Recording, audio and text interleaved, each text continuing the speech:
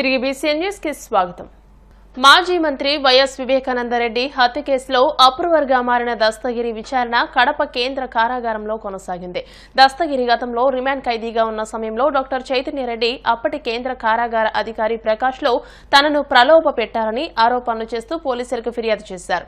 ఈ నేపథ్యంలో రాష్ట్ర ప్రభుత్వం ఈ ఘటనపై విచారణ చేసేందుకు ప్రత్యేక కమిటీని వేసింది. ఈ కమిటీలో అధికారిగా ఉన్న ప్రస్తుత రాజమండ్రి కేంద్ర కారాగారం సూపరింటెండెంట్ రాహుల్ శ్రీరామ్ కడప కేంద్ర కారాగారానికి విచ్చేసి విచారణ చేపట్టారు.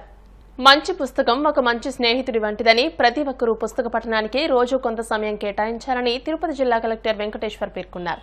వారం రోజులకు పైగా కొనసాగుతున్న 17వ తిరుపతి పుస్తక ప్రదర్శనను కలెక్టర్ దంపతులు సందర్శించారు. ఈ సందర్భంగా కలెక్టర్ మాట్లాడుతూ భారతీయ విద్యాభవన్ ఆధ్వర్యంలో ఏర్పాటు చేసిన పుస్తక ప్రదర్శన ప్రజల మన్ననలు పొందుతూ వారం రోజులుగా కొనసాగుతుందని, ఎన్నో అమూల్యమైన పుస్తకాలు అందుబాటులో ఉన్నాయని తెలియజేశారు.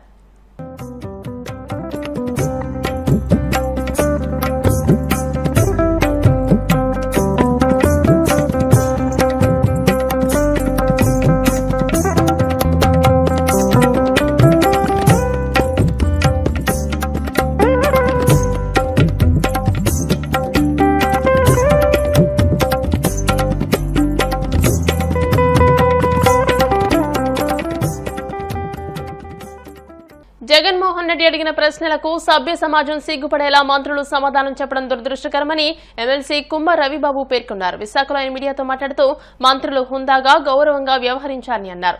జగన్ ప్రశ్నలకు చంద్రబాబు, లోకేష్, పవన్ కళ్యాణ్లు ఒక్కసారైనా సమాధానం చెప్పారా అని ప్రశ్నించారు. సమాధానం చెప్పలేక మంత్రులతో వ్యక్తిగత విమర్శలు చేస్తున్నారని ధ్వజమెత్తారు.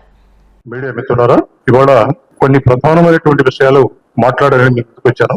కూటమి ప్రభుత్వం బాధ్యతలు చేపట్టిన తర్వాత బాధ్యతాయుతంగా కాకుండా చిల్లరగా మాట్లాడుతుంది.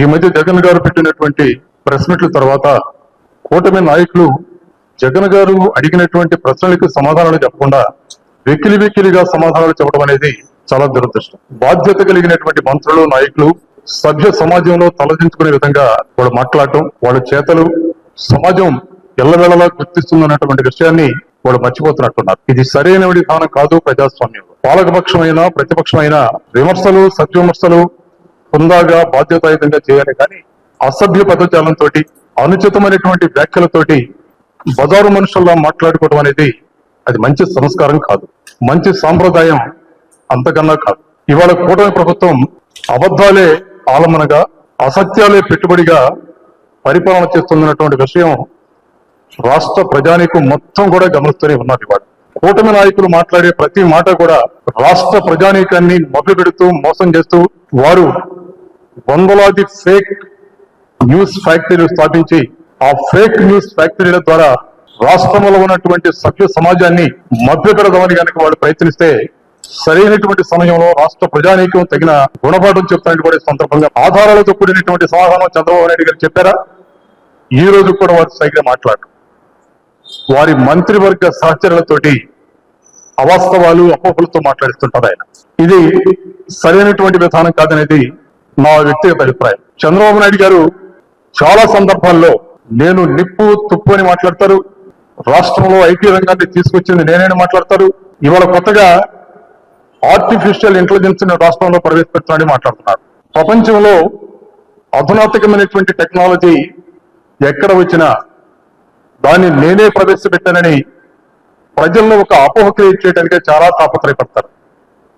దురదృష్టం ఏంటంటే ఆయనకున్నటువంటి ఎల్లో మీడియా, ఆ ఎల్లో మీడియా ద్వారా రాష్ట్ర ప్రజానీకంలో ఆయన చెప్పదలుచుకున్నటువంటి అబద్ధాలు స్పష్టంగా చెప్పే ప్రయత్నం, ప్రజలు నమ్మే విధంగా అబద్ధాలను వండించే ప్రయత్నం గట్టిగా చేస్తారు ఆయన. నిన్న జగన్ గారు కొన్ని ప్రశ్నలు స్ట్రైట్ గా సంధించారు ఆయనకి. ఎన్నికల సందర్భంలో సూపర్ 6 గ్యారంటీ నాది హామీ అని చాలా స్పష్టంగా మాట్లాడుతూ ఆ గ్యారంటీలకి బాండ్లు కూడా ఇస్తున్నట్టు చూపించారు. ఆ బాండ్లని ఇంటింటికి తిరిగి పంపిణీ కూడా చేశారు వారు. ఇవాళ ఏమైపోయినాయి ఆ సూపర్ 6?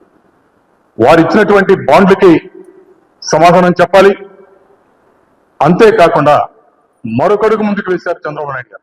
ఢిల్లీని అభివృద్ధి చేస్తామని ప్రజల రుణం తీర్చుకుంటామని ప్రధాని మోదీ అన్నారు. ఢిల్లీలోని బీజేపీ కేంద్ర కార్యాలయంలో విజయోత్సవ సభలో ప్రధాని మోదీ మాట్లాడారు. హస్తిన ప్రజలు ఇకపై ఆధునిక నగరాన్ని చూడబోతున్నారని, అభివృద్ధి అంటే ఏంటో తాము చేసి చూపిస్తామని అన్నారు. బీజేపీ పథకాలు పేదలు, మధ్యతరగతి ప్రజలకు మేలు చేసేలా ఉంటాయని స్పష్టం చేశారు.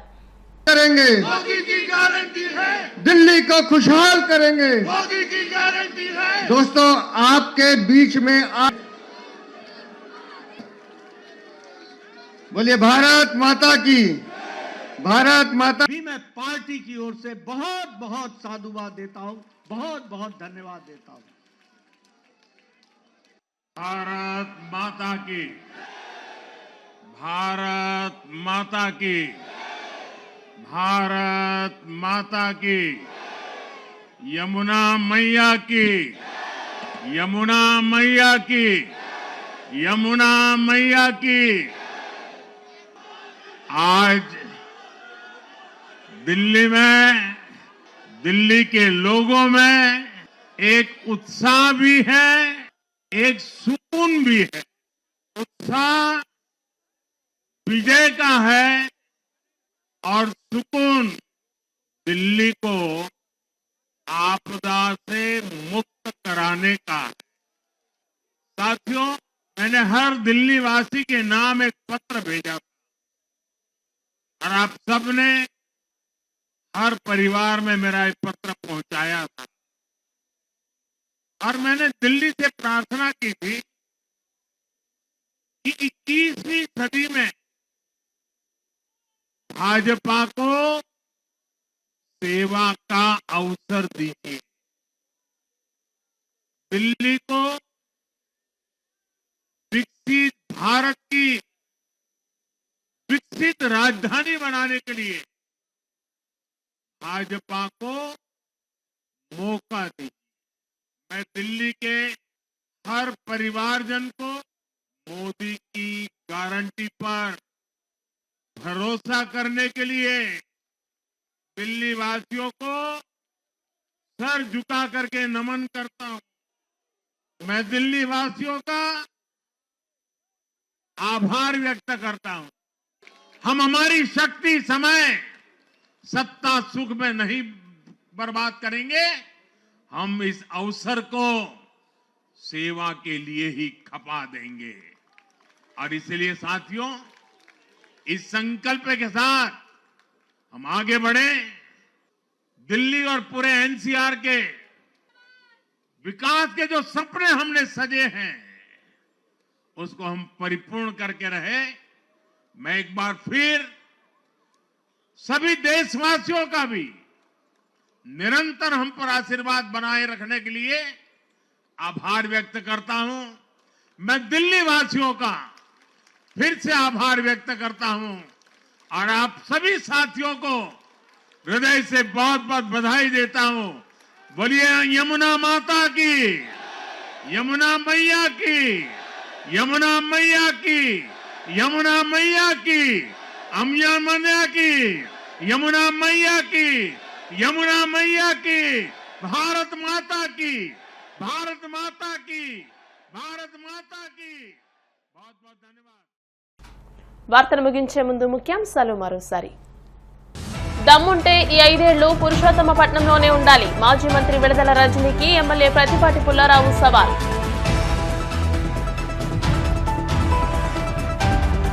కావలిలో నూతన ప్రాథమిక ఆరోగ్య కేంద్రాన్ని ప్రారంభించిన కలెక్టర్ ఆనంద్, ఎమ్మెల్యే కృష్ణారెడ్డి పేదలకు మెరుగైన వైద్యం అందించాలని సూచన. భీష్మ ఏకాదశిని పురస్కరించుకుని భక్తులతో కిటకిటలాడిన వైష్ణవ దేవాలయాలు. గూడూరులోని శ్రీ అళగనాథ స్వామి దేవస్థానంలో నేత్రపర్వంగా సాగిన పల్లకి సేవ.